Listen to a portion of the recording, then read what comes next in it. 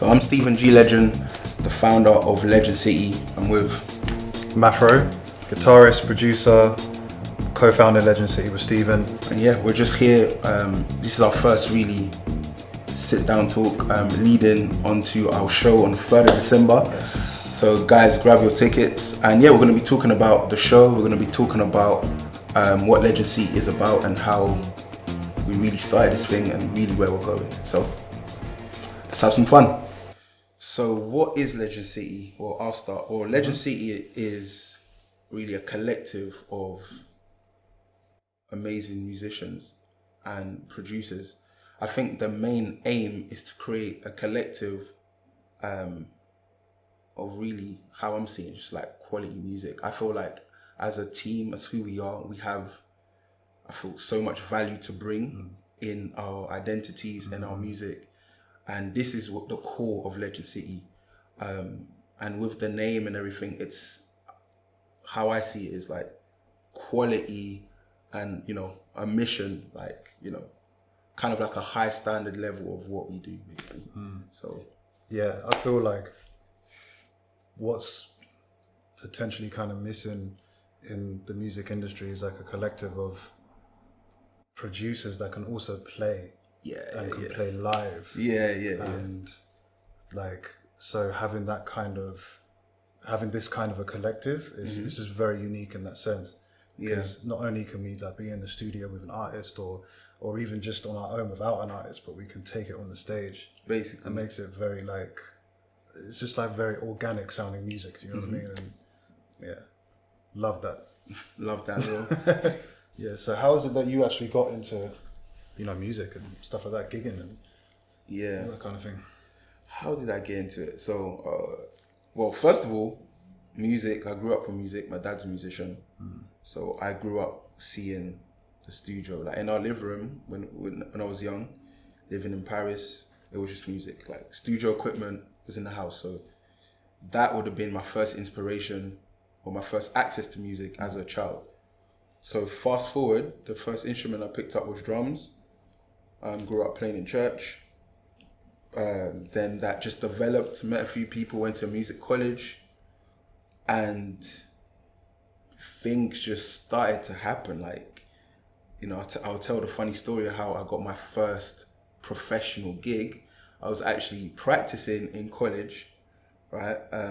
Just on Monday nights, college are open till late, so practiced the drums. And then somebody walked in my rehearsal studio around 9 p.m. Like just stood there watching me play, and I'm practicing. I'm just like startled, like, can I help you? I'm like 17 or 18, I can't remember at the time. And he's like, oh man, you're really amazing. Take my details. I would like to work with you. This sounds really like movie-like and dodgy and like, you know, but it's real life, you know. And then I get a call like a few weeks later to like while I'm practicing in that same room, and it's literally, they're like, hi, is this Stephen? I'm like, yeah, got your number from so-and-so. Would you like to do Rihanna at the Brit Awards? Like 18. Like, I was just like, is this even real? Like they wanted headshots, they were all this. I didn't even know what a headshot was. Like, I had to Google like, what did it want? I had to probably use like a Facebook picture. Anyway. Right, yeah. Did that, send the information. Next thing you know, we're rehearsing at XL Arena, Brit Awards 2011. I'm flipping doing a gig with Rihanna. It's like nuts. And then, you know. So that was one of your first gigs? That was my first, that like every gig, like, like obviously I was 17 when I started doing Troy Bar, like the Jazz Fusion nights, that we can count that as a first gig as well. Done functions like weddings and stuff. But in terms of the big time, in terms of leading up to what I've been doing ever since, that was my first experience, and it came about that way. So it's actually crazy. Yeah, that's sick. Like, okay, well, mine ain't as glamorous as that. I'll tell you. I was mainly just jamming because obviously, I was living in South London at the time. Yeah, and I was going to Kingston and Surbiton. Right. And there were jams going on, like blues jams. Yeah. So what I'd do, because that's all I knew how to do at the time, was just solo. So I was just like going there, soloing. And eventually I ended up in some function band. Yeah. And one of the guys there told me about Troy Bar. in a function band, right? So that's actually where we met as well. That's where we met. We met Yeah. Trevor. Yeah, exactly. Like, I remember seeing you Shout out to playing, Trevor. like, this guy can play. I don't know about me, but this guy's sick. This guy on stage just finessing the drums like mad. But yeah, and I guess at that time as well, I was going to college as well. I was in one in Kilburn, and I never went. Right, yeah. I never really went because Troy Bar. There was Troy Bar. The jams on Fridays. There was the Tuesday jams and stuff like that. And I guess a lot of like the gigs and the shows really came from that. Yeah. I feel like it was a home for a lot of people. Yeah. You know what I mean? And like we ended up then getting a gig together at some point. So what was your first professional big gig, would you say? Like the gig, like the entry point. Like Probably Shaka. Shaka. Yeah. I got I was playing Queen of Hoxton. Yeah. Shaka saw me playing guitar, he shouted me. Sick. We did an acoustic show in a venue in Brick Lane. Yeah. And everyone was singing along to his songs. And so it wasn't even like a big gig like that, like people, but it was a big gig because everyone, like, there's energy, and it was just like, I was like, wow, this is incredible, and I want to do this more. So, I mean, if you want to say like venue size, probably Gets. Yeah. Indigo. So who are all the artists, we're going to get to, who are the artists you've played for, like, since? Yeah. And what year was that Shaka gig, by the way? Must have been 2012, 2013. 13. Okay. So now, Something like that maybe. fast forward to now, what have you done? Who have you played with? Yeah, since then, man, there's so many. Okay, yeah, Shaka, Gets, Fuse ODG, Diversity, done a couple stuff abroad. Amaya Montero, who's a Spanish artist. There's Cody Chestnut. As We'll talk about that later on. Did that one together. There's more, I'm sure, but off the top of my head, that's kind of where we're at. Sick. At the moment, yeah. What about you though? So since that, you have to imagine that was like the first thing on my CV back then. Like, Rihanna, I play for Rihanna. I don't really talk about it anymore that much, but so Gets, which we did together, played for an ice called Conor Maynard. Yeah. That was really interesting, very good, in a good way. Quabs, Little Sims, Cody Chestnut, which we done together. What I would say is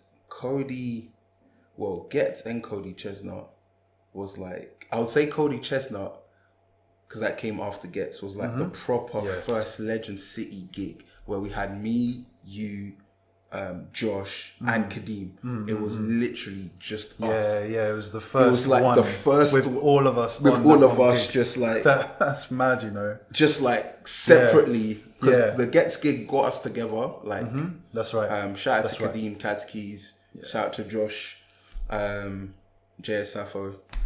But yeah, the Cody Chestnut gig was a mad experience. It was like that was Best, mate. Yeah. that was so sick. So how was it like working? For me, that was like, I really cherished those moments because we, like, it wasn't perfect, but it was like, it was just us. Yeah. Like, you know, we got to tour around the world. It's the first time I ever been to Israel. Oh yeah. And then there was like the first tour we did before that was actually just like a European tour, right? We did like a TV show in Germany. So we had like memorable moments like together. Yeah. I'm just trying to remember everything. Like Paris, we got introduced to like different. Paris was mad. Paris was joke. It was the height of summer, yeah. I think it was like 44 degrees. We was in a venue and no windows, no nothing. 2017, like dark venue, just roasting in there. Yeah. It was mad. But you know what it is though about that gig above any other ones that we've done? It was just easy. It was just really easy because we're so gelled together as musicians, as a unit, as a team, producers, all of that stuff. So it was just easy. Like for me, it was just like, just roll up and play. We already knew how each other sounded. We already knew what we was doing. Like, and like that translates into everything that we do together as Legend City, because Yeah. like when we're in the studio, it's just like we know what we want, what we're doing, what we're trying to say. Yeah. Yeah, it was just that gig was one of the best, because we had so many tours, where it would be like me, Josh, Kadeem, Yeah. you, Kadeem, Josh, Yeah. Like- Yeah. and it would just be, because we're always working with someone that's different. It's like Yeah. you notice the difference on stage, all of that stuff. So that Cody Chestnut thing, like I know you're the one that patterned it. Like, Yeah. it Big was- shout out to Cody Chestnut. Yeah, like, man. Yeah. Wherever you are in the world, Yeah. big shout out to you. Because you gave us some memories. But yeah, I think that was definitely a standout, because we did everything. We did TV shows, we did this, we had time to explore different cities. We went to Italy, we went to like a water Italy. park. Yeah. That. So yeah, so That I was think the best thing. yeah, working together, I think it's just like you said, it's just easy. Yeah. Definitely Just like flows. I think that's the word. Flows. Yeah. So yeah, going back to Legend City and Friends, like what got you inspired to kind of get that show going? And that's a very good question. So I feel like Legend City and Friends, as Legend City, we were like doing a few things together, we've done the tour thing, we've done the production thing. I think Legend City and Friends, what makes this so special is everyone's gonna get to experience the beginning, the birth of us live, and the birth of our journey. Like, this is the beginning for me, even though we've been around for a long time. It's been behind the scenes, and I think we've just been like, boiling up to this point. This is going to show the world and everyone like what we're about.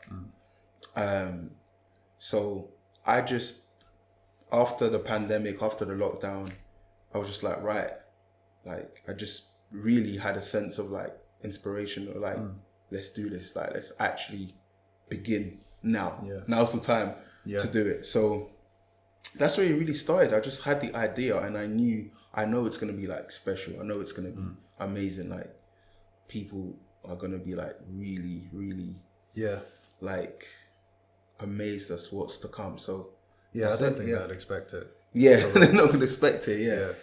So that was it. And like, I brought it to you guys, and everyone just was on board, and it's just been 100%. amazing. Like, the input from you, Josh, Kadeem, who's on tour with Sims as well. But like, everyone's just input's just been amazing. So that was Definitely. That was a start. But how is it that we got the venue? Because that's pretty cool venue. Yes, so we're going to be playing at Notting Hill Arts Club. For those of you who don't know, that's like, I found out the other day that Mark Ronson, Adele, and was it Adele? I think it was Adele, or either Adele or, may her soul rest in peace, Amy Winehouse. Okay. Actually played at that venue. Seriously? So it's an iconic venue. I feel like it's a stepping stone to like greatness. What can they expect from the show? What can people expect from the show? Well, first of all, they're gonna get to experience our actual music and like, what we're about, which I don't think we've got to show in its fullness. And it's gonna be, how do I explain it? It's gonna be a very musical show, but I think it's gonna be a very energetic show in terms of like our personalities like showing out during the show, because it's crazy. We spent so many years like playing for different artists, but now we're doing our own, and it's like, it feels a bit surreal, I was gonna say the same thing, it feels a bit. A lot of people come to me and they're like, I didn't know you could produce. Right. And it's like, I say to them, well, I play guitar a lot for a lot of people, so now people are gonna hear what we've been doing, And another thing as well, people can expect a very, if you want to hear, like what producers and musicianship, when that comes together, what it will make, that's what Legend City is about. So okay, most memorable tour moment. There's a few, but let me just go through this. my first time doing a stadium gig, Conor Maynard, like I still remember Sunderland Stadium of Light. I'm a football fan, so I played there, and playing at the O2 Arena was definitely a memorable moment. Doing Coachella and doing Glastonbury. Glastonbury, yes. O2 Arena, yes. Yes. A stadium thing where I actually supported Rihanna, and I was with Josh as well. We was on that together. That one, yeah. Favorite city on tour. It might have to be. It's a toss between, yeah. It's a toss between Lithuania Okay. with Shaka Okay. and Amsterdam Okay. Interesting. with Shaka, Mm-hmm. and with you guys as well. Okay. Cody. There's been a couple there actually. Okay. Yeah, Lithuania, they love music, and I think that's one of the main reasons why I would say everyone, like in the crowd, they just, like people, they just love music, and it was really unexpected as well, which is, it's a great one, that one. And Amsterdam, I mean, we all know about Amsterdam. Okay, sick. I think for me it would be definitely LA was an experience. Like I just love LA. LA was just sick. Man, I think I'm just because that's so memorable. When I did Coachella, I'll just say LA, and then hopefully another time there'll be more. Who am I listening to right now? Right now I'm listening to a bit of everything. I'm like at that point where I'm listening to what's on the charts. I'm like scanning what's happening out there. So I'm listening to everything on radio, whether it be, I don't know, Dave, Little Sims, Gets, people that we've worked with, but also, Jay Huss, Stormzy, everyone. I'm listening to what everyone's listening to. I think that's just where I am at the moment. I'm really listening to what the world is listening to. Yeah. Just because I want to be part of what's happening, and it's not that I want to do the same thing, but I want us to also have something where everyone can relate to. So I'm listening to what everyone seems to relate to as well. Yeah.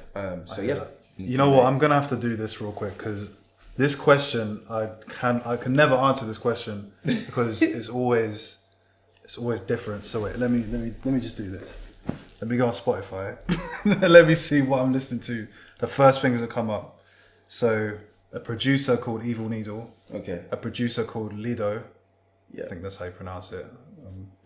Swindle as well, because you guys showed me that. Swindle's amazing. So these three here are like an encyclopedia for like producing and stuff like that. So I'm kind of more like, I guess technical with it, like how did they do that and stuff. I'm just like zoning into the music. So I listen to a lot of like instrumental kind of stuff and all of that. Do you know what I mean? What's more important, melody or lyrics? Just go pick one. For me, it's melody. Melody too. You're always going to remember the melody. You might not remember lyrics, but actually, no, that's wrong. That's not true. Because a lot of people remember lyrics. I think it just comes down to as musicians. I guess we're more melody oriented. Exactly. Yeah. And I think that's why I'm just more. That's what I was going to say as well. Yeah, it's a lot less of an emotional thing for me in terms of lyrics.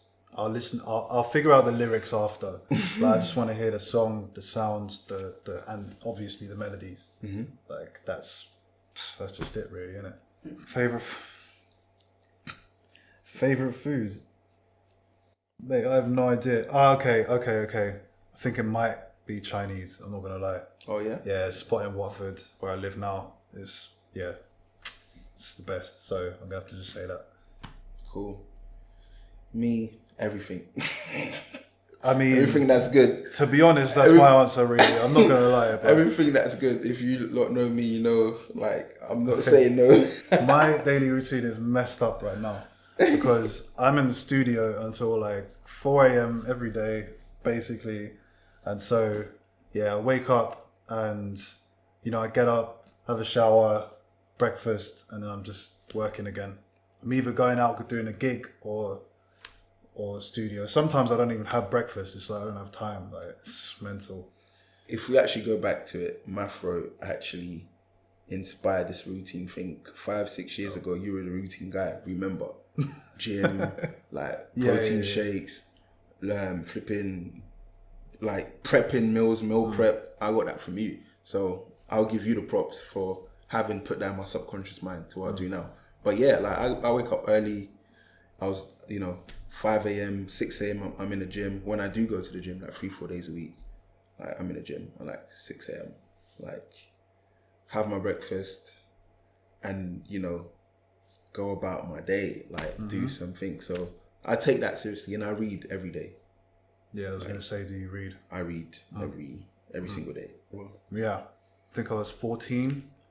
One of my friends at the time, he got tickets to see like a rock indie band. I think they're a metal band. I don't know, called The Used, and I had no idea who they were. I went to see them anyway because it was my first gig, so I was pretty gassed at that. And one of the support acts was a band called Mute Math, and I was a massive fan of them at the time. And no one knew who they were because they were from New Orleans, and I was the only one in the room basically that knew them, and it ended up being like a gig that I was kind of cool with going to because it was my first gig, but it ended up being one of my favorite gigs ever. Wow. Because of the support act. It's so random, but right. Yeah, like that was my first gig that I attended. It was good, man. It was good. Okay. Yourself? My first gig. Oh my gosh, I don't even think I can remember. I feel like I don't know if jam nights count, but I would say going to a few jam nights or seeing. I think at the time, like church conferences like KICC will bring in these huge, massive gospel artists. Sick, yeah. So I'm seeing Kirk Franklin, CC Winans live, and I'm like, whoa, this is sick. So that would be, I guess, my first gig experience. I guess that because that'll be my first concert experience. So I think I'll classify that like as my first. Yeah, I hear that. I was gonna say probably your first gig was playing at one, to be honest, but well, yeah. Because you're that guy, but But yeah. What inspired me to produce? I guess it's just listening to music and wanting to do that. It's listening to music and be like, how did they make that? That sounds so sick. Let me try. And obviously, a lot of it at the beginning was dead, and I was just like, no, I'm gonna go back and just keep gigging. That's fine. But you keep on sort of fighting through that, and then you start realizing, okay, it's starting to sound a lot like where I want it to be, and I guess that kept the inspiration going. And yeah, like a couple years down the line, here I am. I'm just making what I want to make, and I love what I do with the production now. It's kind of more what I do than live stuff. Yeah, that's kind of where I'm at with that. What about you, though? That's it. What inspired me to produce? So going back is my dad. 100%. Like I grew up watching him produce music. Yeah. So I knew there's going to be a time where I'm going to do this because I like the look of it. It wasn't even more so of like what I'm hearing because I love music anyway, and I didn't really put the two together. I just love the process aspect, like the writing, being in the room. You know me in the studio, I love to stand up and walk and just be like, yeah. It's like I can't stand still. So yeah, that's really what inspired me to produce. And then I just love the fact that we have ideas from here, from God or whatever, and then it comes out and becomes something that everyone can hear. So I think like one of the best moments for me in the studio is like you just made the song and then you're just like listening to it for hours and you're just like dancing to it, jumping to it, whatever it is that music makes you do. And it's just like, you ain't even put the beat out yet. You ain't even given it to the artist. You ain't even, you know what I'm saying? And it's just like, it's infectious. I just love that. Like, just love that part of the process. Yeah. Cool. So yeah, guys, thank you for tuning in, chilling with us, and hearing us out. We hope to see you on December the 3rd, Friday, December the 3rd. Make sure you get your tickets. It's going to be an amazing show. We can't wait to show you what we got in store. I'm Stephen G. Legend. Mafro. We are Legend City. We are half of Legend City, and we hope to see you soon.